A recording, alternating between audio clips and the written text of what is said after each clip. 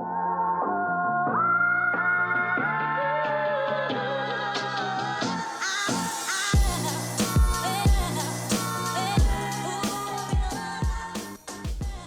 what's going on, guys? This is Mast. Welcome back to some more Masters Ranked Duel. We're actually playing against Face today, who's a GM player, so hopefully this will be a good match. He's going Thanatos. Looks like he's got a lot of sustenance build. He's got a shell, which is a little interesting. I don't know. I guess shell makes sense. You don't want to go Bracer since I'm definitely building anti-heal versus Thanatos, or at least planning to.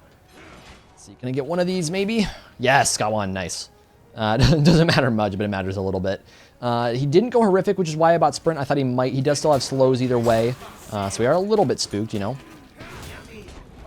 Trying to keep him from getting a free Death Scythe on me. That's why I didn't dash through the waves. I don't want him to just wreck me, you know? So, we did lose an Archer, which we lost two Archer. We lost every Archer. Okay. Shout out to SMITE, where that can actually happen. That sucks. We're actually behind on farm by a lot now. Just because I got backed off there, and you can't reach creeps from that far. I lost every single Archer, even though I was here and wave was here. Which is a little bit dumb. It's unfortunate.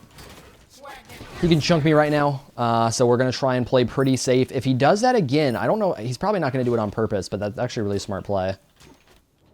Is trying to keep me from losing archers. We're just going to play safe for now. We don't... Oh, we actually reached that. I didn't think he would. We don't really need to fight him in the early game. We have clear. We don't have fight potential this early, so I'm just going to try and play pretty chill. They're actually going to try and take this. Looks like he's just trying to go on me, which is not a surprise at all. Oh, he actually stopped my stun there. I did get his Scythe, though, which is really good. He's stunned in wave. That's a shell. Awesome. I got his Scythe from that, which is really good. I thought I might be able to. He's doing a good job of holding it for the most part, but there I was able to bait it, which is really nice. I would have been in a lot of trouble if I didn't get that. Got the stun in time. Didn't really juke much, so he didn't actually hit that. He's 5 and we're not. That's scary. That's scary right now, so I need to be pretty careful here. Definitely play pretty conservative. He's taking some damage and stuff, but we mostly need to focus on not taking damage. There's an ultimate, which is mana free. There we go, boom. He went for the Scythe on my archers, which I think he was trying to get me, but with me being able to just kind of sit behind archers, he didn't have much of a chance. So this is actually a spot where he can turn around. He has no pots left. He had a lot more potions to begin with because he went Chalice plus health pots. He doesn't need mana because he's Thanatos. Thanatos had basically no mana consumption. So here we try and sustain off of Vamp Shroud plus Lifesteal. Get to wave for sure. There's full clear. Sit behind creeps. Keep sitting behind creeps. And we'll just try and sustain up. There we go. He's going to be able to sustain pretty well himself. Again, he doesn't really have mana cost, but I think we're pretty safe to sit here for now and try and deny him red. And then hopefully as we build up bombs, so it should happen over time with these waves, we should be able to slowly build up bombs and even maybe Lifesteal up at this point. Then I think we can probably eventually have a chance at red at least. He's going straight up for the Death Scythe there, huh? He's going to try and cleave me where he can here. He's actually stacking wave, which is a little interesting. Oh, he didn't get hit by the stun. Never mind, he's fine. He's fine. Got passive here. Got his Scythe again. That's really good. I think I'm fairly comfortable with the way most players time their scythes at a high level. A lot of the good duel players have a very similar timing to it, so it's not too hard to get used to. They really look for openings, because normally players who know how to play against Thanatos are really going to sit in their creeps a lot, which makes it tough to hit scythes. There we go again. I moved out of creeps just a little bit, so he thought he had an opening, and then we moved straight back in, and he didn't. So he's getting slowly poked out here. As long as he doesn't hit scythes, which he's trying to, but he's having a tough time because we're juking pretty well, he's not going to sustain too well. They get a stun there. We can look a little bit to go in here. Auto before the 2, perfect.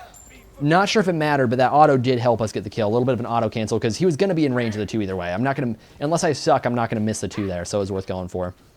Let's actually leave the wave, I think, and just go for this because I don't have much mana. I do want to make sure I get it. And it's actually a little bit close. I don't hit very hard, so I actually might have to sprint out if he gets a good ult or anything. Try him back real quick. He's probably going to go straight for my blue buff. I think that'd be a good play. Oh my god, we have money. Look at this, man. That's insane. I haven't backed with 2,800 gold in duel for a long time. In a very long time. So that's something right there. Let's try and really quickly burst our blue buff. Got it. I don't want him to be able to invade it. The big thing Thanatos can do in duel is have pressure. So the more we can just deny his early game potential farm lead, the better. Now, one of the things to note with Agni, Agni is a weird character in Duel. He's very, very strange because he has a lot of build options. He has pretty poor scaling. He has potentially really good cooldowns. He has a good clear early game. Hang on, let me try and not die. I probably should have just pressured more, honestly, there. I'm kind of trying to save bombs to some degree. There you go. He's going to Death Scythe Wave. That's good. Yeah, Agni in Duel's a little bit funky because he has good early game in terms of clear, very bad early game in terms of fighting. His mid game is incredible in both clear and fighting, and his late game is kind of poor because he doesn't have a lot of scaling. One of the things, by the way, for him in this matchup, this is true of a lot of characters versus Agni, is you look for when he bombs. When I bomb, I am a still target. Agni sits still when he bombs. So he wants to go in on that, and oh, he messed up. He's going to get chunked here. One more bomb later. Oh, yeah, shell still. Can we reach this? I don't think I can, but we can try. He missed that. He's going to get pushed a bit here. Screw it. That was a hell of a lazy back there, man. As long as I hit the 2, he was dead. Because he didn't have time to ult before I 2'd him there. So that was a weird play on his part. It was a really weird play. I'm surprised he did that, man. That was such a lazy back. He has ultimate here, so I need to be a little bit careful myself. We don't have creeps to worry about, so I guess we'll just back real quick. This should be CDR boots, by the way. Definitely go cooldown on Agni when you can. So that's CDR boots. We're going to go into a breastplate next, and then probably Divine immediately after. He is going into defense, but unless he goes into double defense, Divine should be better for us than Obsidian Shard, although we will go Obsidian Shard eventually. But I've been feeling like Agni's really good in Duel. I actually lost recently is Kali of all gods to an Agni, and to be fair, he played very well, but he counter-built the hell out of me. And part of it was I made a really bad choice. I actually went for what was it, horrific, and he went sprint, so he countered my actives really hard. But still, like, I had so much trouble sticking to him.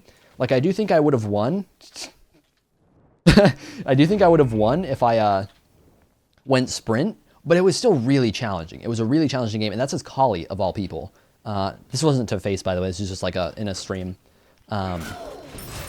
So I feel like Agni's actually really strong. I've barely tried him in Duel. I love him in Conquest, so I feel like we should give him a little bit more of a shot. I really wanted to bait a Death Scythe there, and it didn't happen.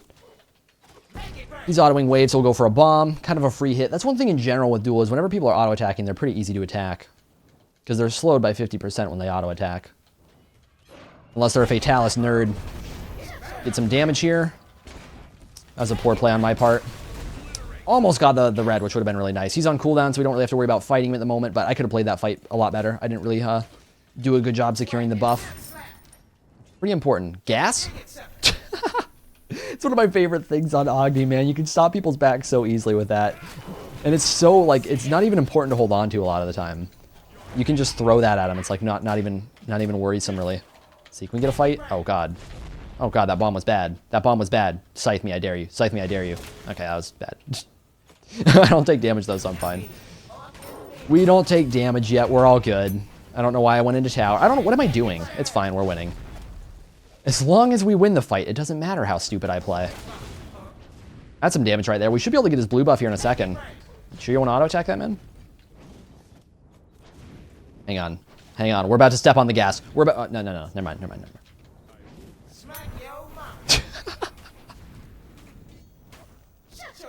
Oh, God. I don't know why. I shouldn't be so amused, but I am. Just stopping his back, it's so satisfying.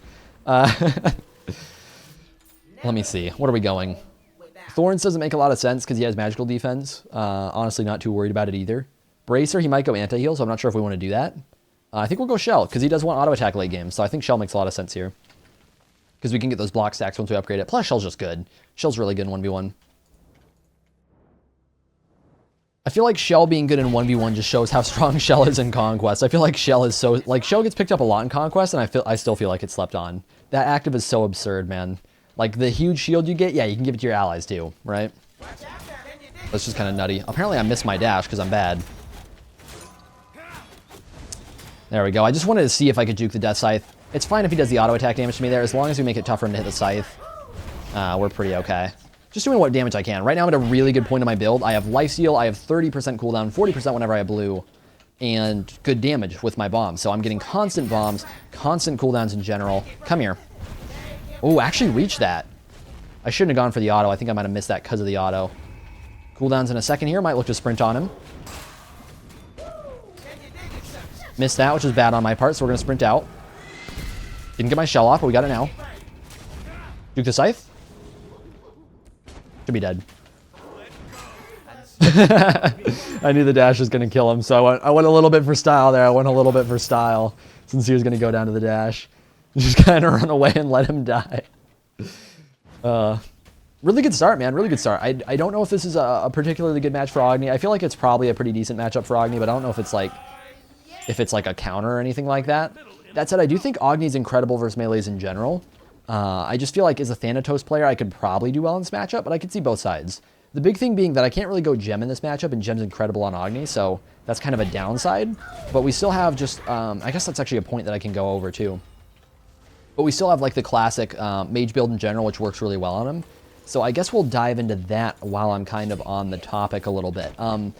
One of the things that's so good about Agni is he's one of those mages, and mages in general have this, but some have it stronger than others, and there's an F6, wow. We'll keep talking about the point real quick. Mages in general have this kind of thing in Duel, and Agni has a great point of it where they can build into different items. They have this core build normally. You have this core build generally of Bancrofts into boots, whether it's cooldown or pen, into a breastplate. But Agni does really well, and not only does that work just perfectly for his kit, because he's great with sustain, he's great with cooldown, because you can spam bombs and spam the rest of his cooldowns.